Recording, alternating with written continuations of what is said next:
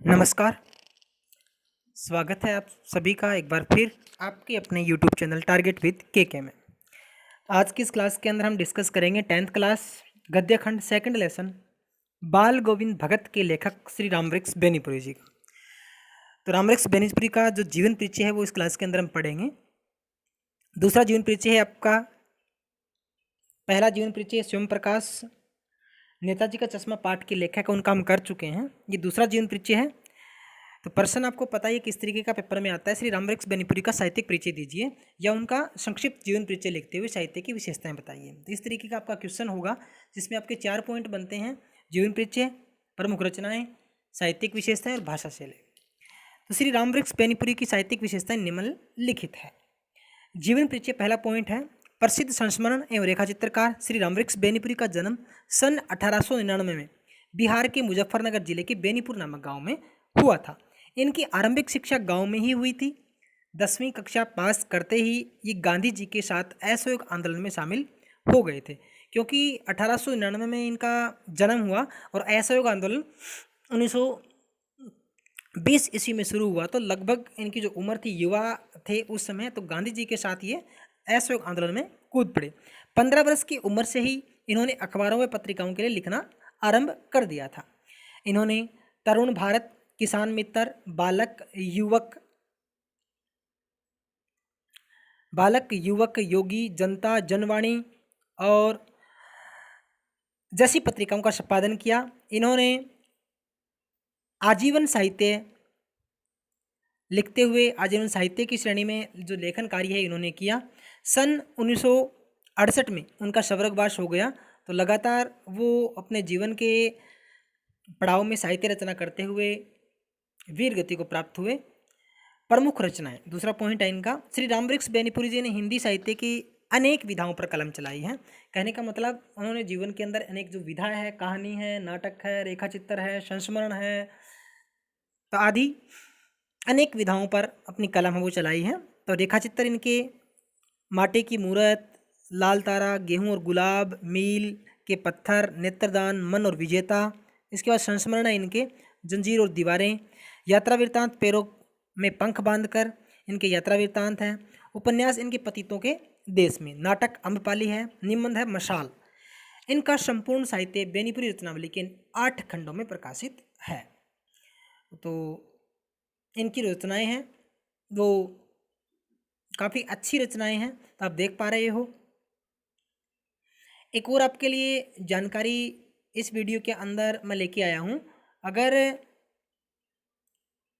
आप पहली बार जीवन परिचय लिख रहे हो या पढ़ रहे हो तो कृपया ये जो बात है आप इसको ध्यान से सुने। परीक्षा की दृष्टि से छात्र डायग्राम यानी रेखा चित्र वो बनाने का प्रयास करें। इससे आपको फ़ायदा क्या होता है, इससे आपको जो एग्ज़ाम के अंदर पूरे अंक मिलने की संभावना रहती है या अधिकतम अंक है वो आपको मिलते हैं। अगर आपने अच्छे से डायग्राम बनाया, आपकी राइटिंग सुंदर है और आपने सही से टू द पॉइंट लिखा है तो आपको लगभग पूरे नंबर एग्जामिनर दे देता है, क्योंकि बोर्ड की तरफ से गाइडलाइन है, अगर बच्चे ने लिखा है, सही लिखा है तो उसको पूरे अंक दिए जाए। तीसरा पॉइंट है साहित्यिक विशेषताएं। श्री बेनीपुरी जी ने अपनी रचनाओं में राजनीतिक प्रसंगों का उल्लेख किया है। प्रगतिवादी विचारधारा ने उनके साहित्य को अत्यधिक प्रभावित किया है। इनके साहित्य में अलग अलग रूपों का बेजोड़ नमूना है। इनकी रचनाओं में लेखक की बाल सुलभ जिज्ञासा देखी जा सकती है।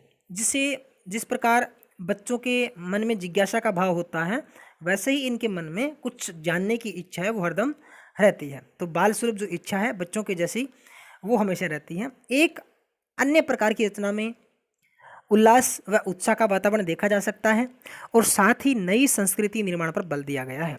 बेनीपुरी जी की रचनाओं का प्रधान स्वर राष्ट्रीय चेतना है। यही कारण है कि उनकी रचनाओं में देश प्रेम की भावना कूट कूट कर भरी हुई है। इनके साहित्य में समाज कल्याण से जुड़े हुए विषयों पर भी चर्चा की गई है। ये अपनी रचनाओं के द्वारा देश प्रेम की भावनाओं को व्यक्त करते रहे हैं। इनकी जो साहित्यिक जो विशेषताएं हैं वो देश प्रेम की भावना से ओतप्रोत रही है।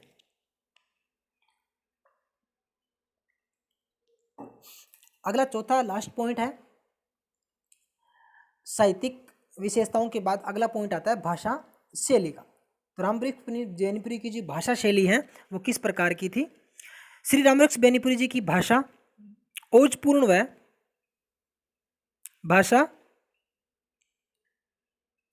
इनकी जो भाषा है वो ओजपूर्ण व कहीं कहीं इनकी साहित्य में सामान्य बोलचाल के शब्दों का के साथ साथ तत्सम प्रधान शब्दावली का भी सुंदर प्रयोग किया गया। तो कहने का भाव सीधा सा यही है, कवि ने जो अपनी काव्य की भाषा साहित्य की जो भाषा है उसमें सभी प्रकार के शब्दों का तत्सम तद्भव आदि शब्दों का बिल्कुल खुले मन से प्रयोग किया है।